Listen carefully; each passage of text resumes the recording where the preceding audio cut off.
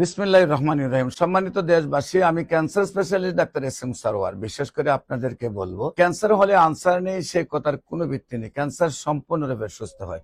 বিশেষ করে আপনারা জানেন যে সারা ওয়ার্ল্ডের ডাক্তারদের বক্তব্য ক্যান্সার হলো মরণ বিধি।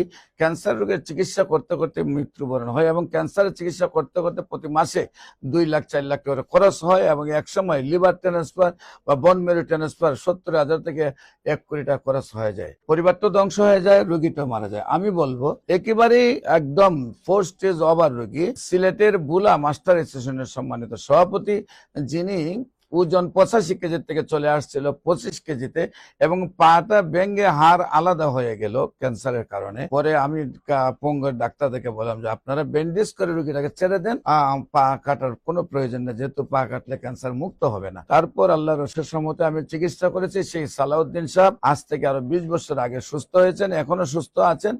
এখন তার ওজনও 85 কেজি। সেই সালাউদ্দিন সাহেব হলো বুলা মাস্টার অ্যাসোসিয়েশনের সম্মানিত সভাপতি। আমি বলবো বা শরীরে যে কোনো জায়গায় ক্যান্সার হোক সম্পূর্ণরূপে সুস্থ হয়।